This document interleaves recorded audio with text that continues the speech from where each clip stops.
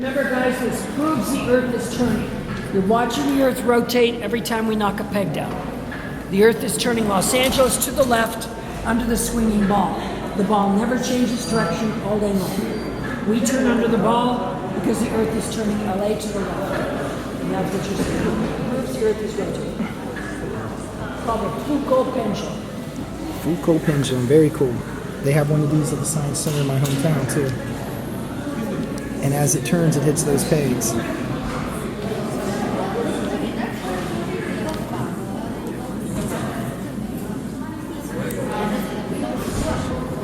been here for 6 hours. No, we can do it to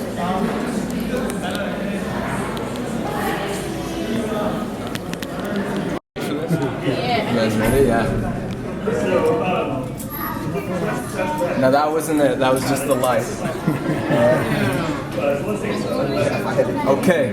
Now what I'm about to do is turn a switch that will prime the Tesla coil. So what this means is there will be two contacts that come together and allow charge to flood into a couple of large capacitors that we have in the back here. Now capacitors can be looked at like big batteries, big storage units for charge, right? And so it is from these capacitors that the Tesla coil will draw its energy that is needed. Now, when I turn this switch, it's something that's kind of cool. If you're really quiet, you can hear it. You can actually hear the power going into it, which is kind of cool. And if you're really quiet, you can actually feel it in the ground, which I think is always a little exciting. So I will do that right now.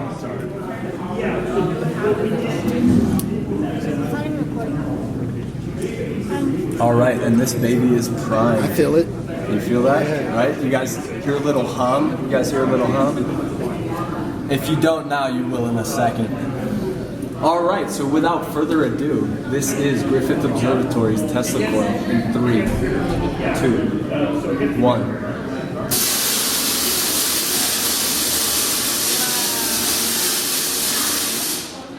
All right, everybody go, ooh. All right, that is pretty cool, huh? So, what a Tesla coil is something called a resonant transformer.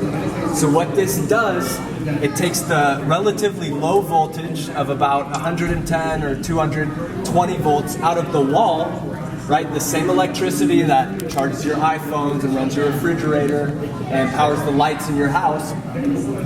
And through a series of coils, and by the process of inductance, it takes that voltage and amps it up to about 1 million volts, right? So we go from somewhere on the order of 100 volts to about 1 million volts, right? And so that is what allows the air to break down between the Tesla coil and this Faraday cage we have right here. The air ionizes, which means the molecules are stripped of their electrons, and a medium, which is normally non-conductive, that being air, the very not dense material air, becomes conductive and allows electricity to pass through it. Right, and I'll remind you guys what that looks like.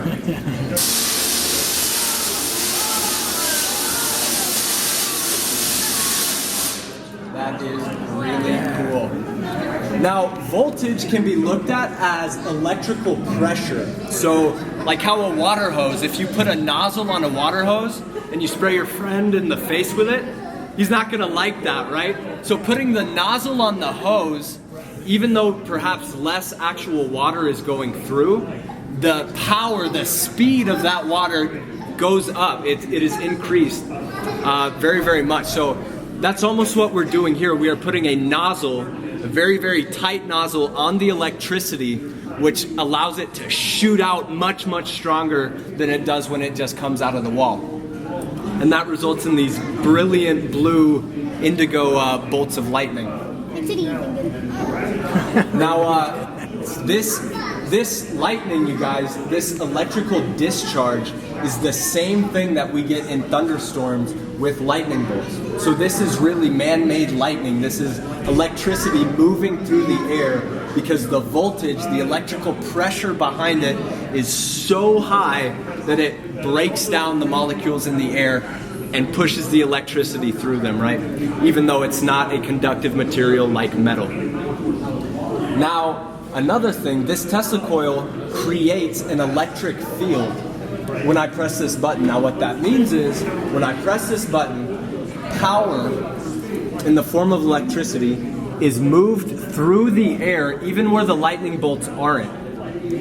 Right? So everything within this Faraday cage, everything within this metal grate, there's power, there's electricity moving through the air that we cannot see, right? Other than the big electric bolts. Now this Faraday cage was not always here, and what we used to do, we would take a light bulb, just a regular old light bulb, and we would give it to some lucky member of the audience.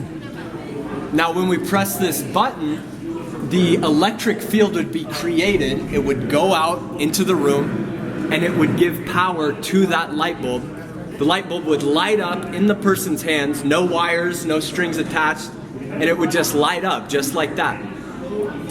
Nowadays, people tend to have some very expensive electronics with them all the time, and I'm sure you guys wouldn't like it if your $700 iPhone blew up in your pocket, right? Or imagine a big lightning bolt going to the metal filling in the back of your mouth, right? That would be kind of fun, huh? Yeah. Yeah, 1,000,000,000%. Yeah, 1,000,000,000% charge, right? All right, you should be a scientist. We'll get you on the electrical team. Okay, but, so we don't do that anymore because people have iPhones and pacemakers and whatnot. But you can still witness this effect by looking at this neon sign in the front of the box here. And so upon further inspection, you guys would see there are no wires coming from it or leading to it. It is an isolated system. And you guys should watch what happens when I press this button.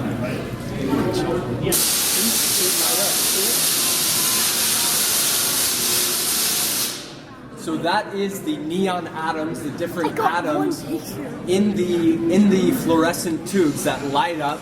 They get excited from the electric field that is produced by the Tesla coil, and they give off a light. They get excited, right? Like when we get excited, they can say that we're glowing.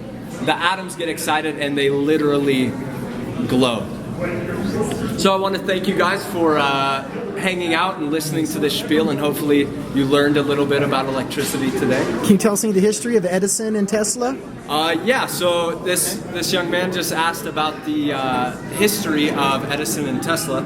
So the Tesla coil is named after the inventor Nikola Tesla, who was an Eastern European immigrant in the late 1800s to the United States. Now, Tesla was a champion of a form of electricity called alternating current, which is what was big in Europe at the time. And after he came to the United States, he met up with a man by the name of Thomas Edison, who also worked with electricity. Now, Edison had a little bit different of an idea about electricity, and he was a proponent of the form that we call direct current. Now, Edison got what we would call today an internship Tesla got an internship in Edison's lab and was working underneath him. Now, Edison realized Tesla's potential and saw what he was doing, and instead of supporting him, became very envious of him, and a not so healthy rivalry was created between the two.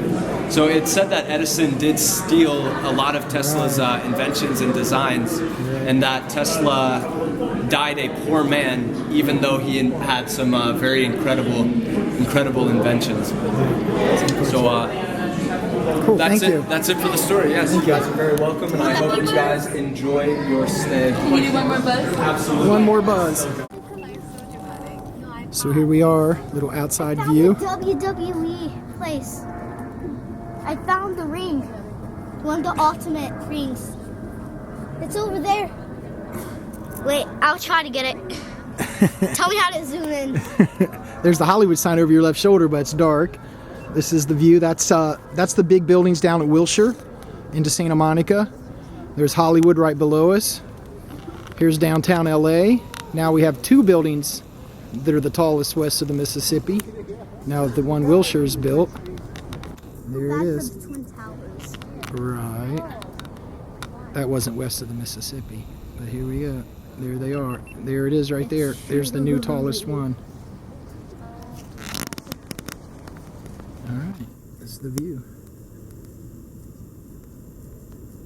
Griffith Park. True gem of Los Angeles, and we're at the Observatory, the gem of Griffith Park. Star cluster inside of nebula. Nebula means cloud, Yeah, we did that today in class. but there's no water cloud. And what you're Emission.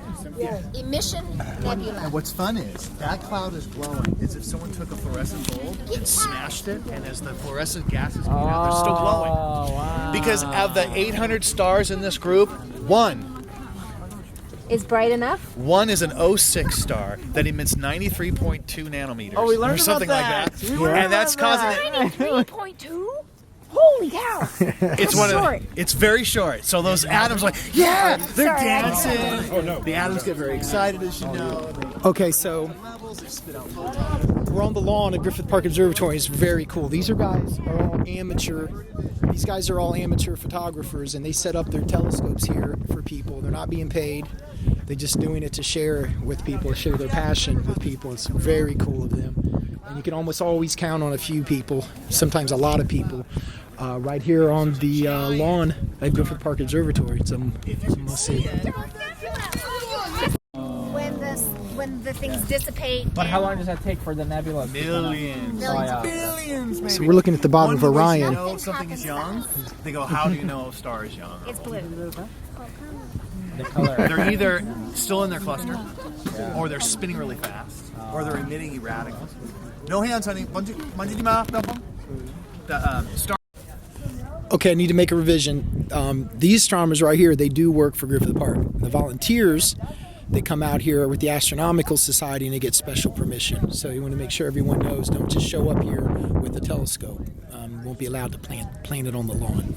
But still very cool, knowledgeable guys. Than your dad. And your dad is priceless. So you can see the And near it's illegal side to has own a all the moon rock. mare. Isn't that cool? It is? Yeah. Why? Are we gonna learn about this in the class too?